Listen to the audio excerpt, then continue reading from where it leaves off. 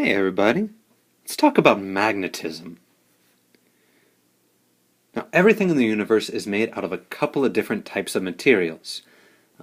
One type is ferromagnets, and within this ferromagnets category, there's a little subset. You have permanent magnets, and then you have other materials that are readily attracted to magnets. This includes iron, nickel, and cobalt. These are materials that are not necessarily magnetic on their own, but once they are brought near a magnet, they do become magnetic.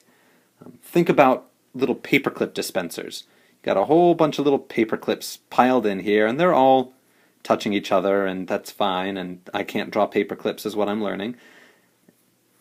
Except up at the very top, you've got a little magnetic lip with one stuck to it. And if you pull it out,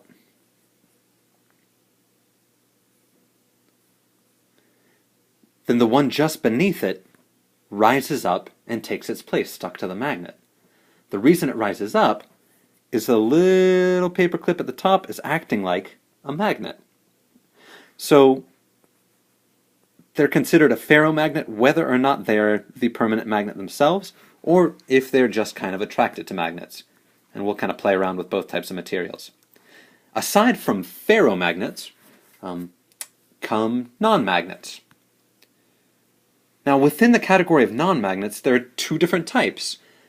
Paramagnetic substances are actually very, very, very weakly attracted to strong magnetic fields.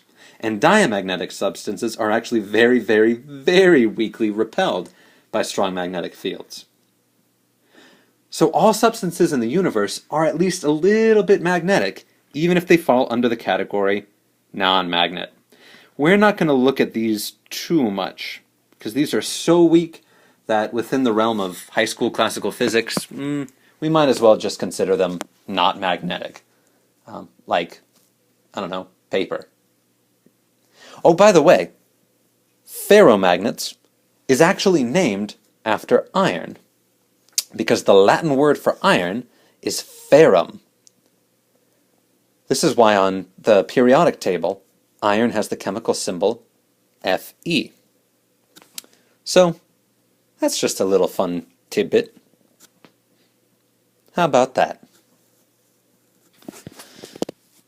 So again, we're going to focus just on ferromagnets. Now, permanent magnets, well, permanent and non-permanent magnets consist of what are called magnetic domains. This goes into quantum mechanics. The magnetic domains are actually caused by little electrons. We'll talk about that later. But it is the electrons giving it this property. Now, permanent magnets always have all their magnetic domains aligned in a certain direction, while non-permanent ferromagnets have their magnetic domains in random directions, until you bring a magnet near them. Then they all focus. Once they do that, it's almost as if they've become like a permanent magnet. By the way, this is how electromagnets work as well.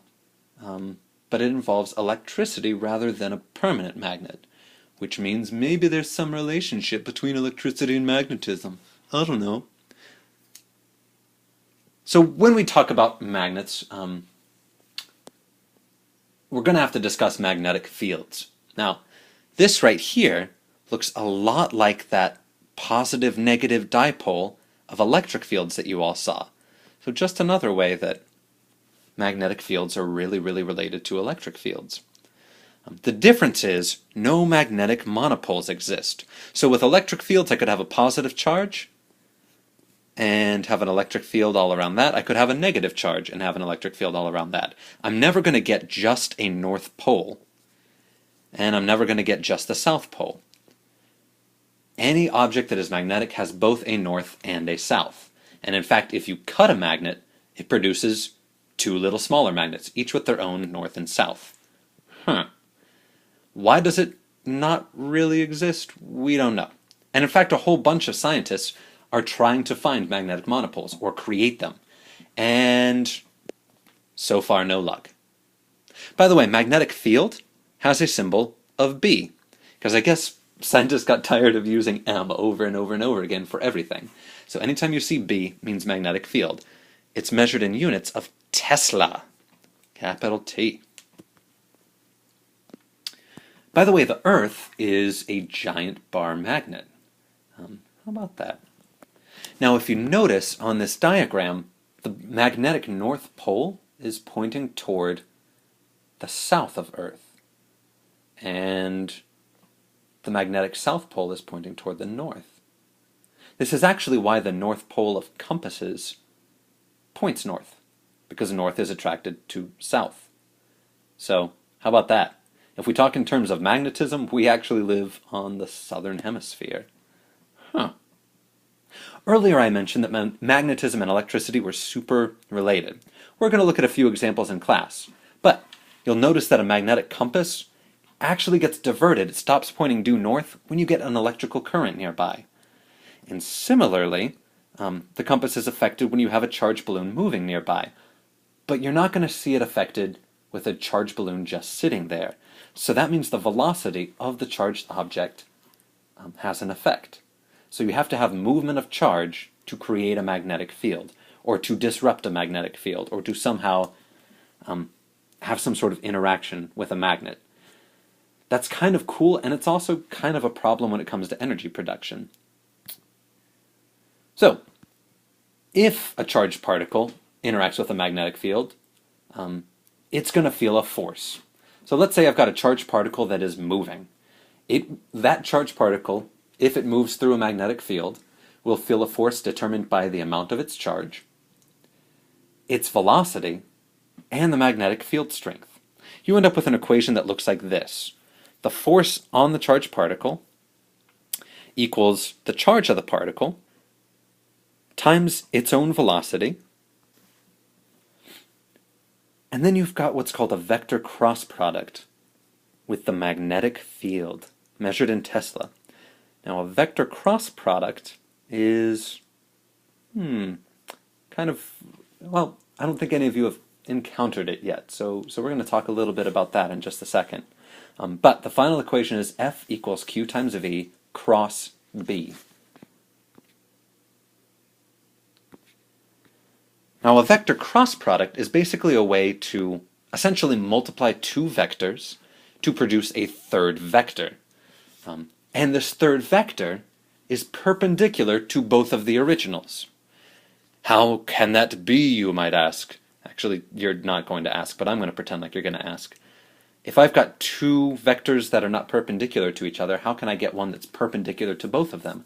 The answer would be if the third one is coming out of the screen toward you, or into the screen, then it's perpendicular to both vectors. It makes 90 degrees to the original. So the only way this is going to work is if we start thinking in 3 dimensions. So, a vector cross product solution, which in and of itself is a vector, needs, just like every other vector, a magnitude and a direction. The magnitude of, let's say I just got vector A cross vector B, that'll equal just the magnitude of A times the magnitude of B times the sine of theta, where theta is the angle between them. So again, magnitude is just like length or strength, and it doesn't take direction into account. Theta is, again, the angle between the two vectors. So you're going to get a zero cross product if you got the vectors parallel to each other. Now the direction is a little bit difficult to discover. In class, we'll talk about the right-hand rule.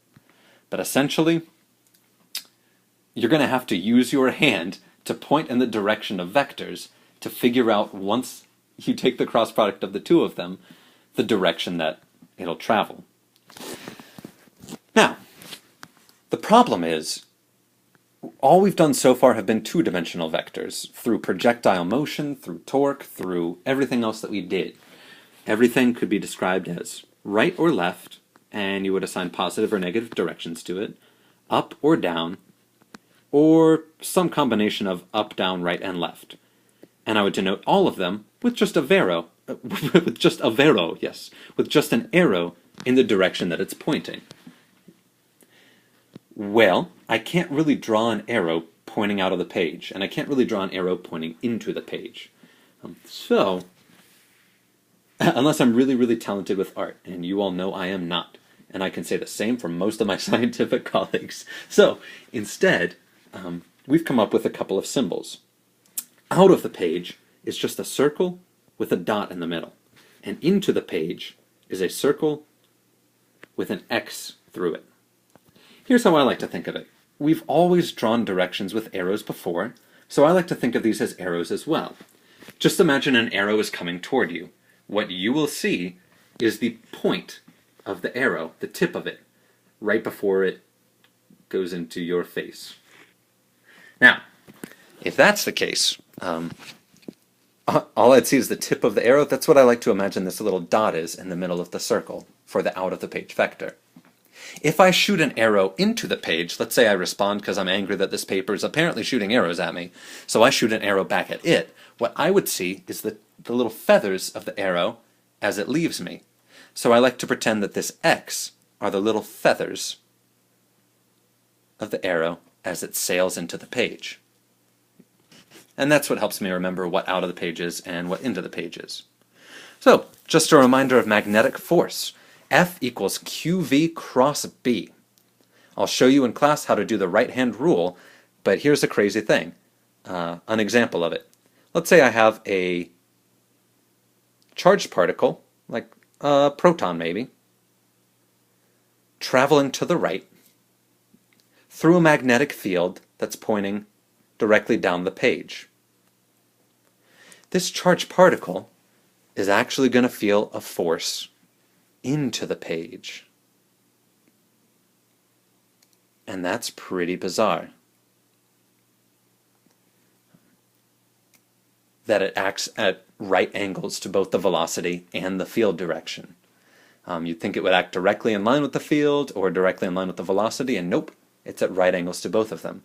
This actually happens in real life, and I'll show you an example of it with a strong permanent magnet. And a tube of glowing hydrogen gas, so you can see the charged particles moving. The magnitude of this force, though, is just going to be Q, the charge, times V, the velocity of the charged particle, times B, the strength of the magnetic field it's traveling through, times the sine of theta, where theta is the angle between the velocity, the direction it's traveling, and the direction of the magnetic field. So here's the kicker.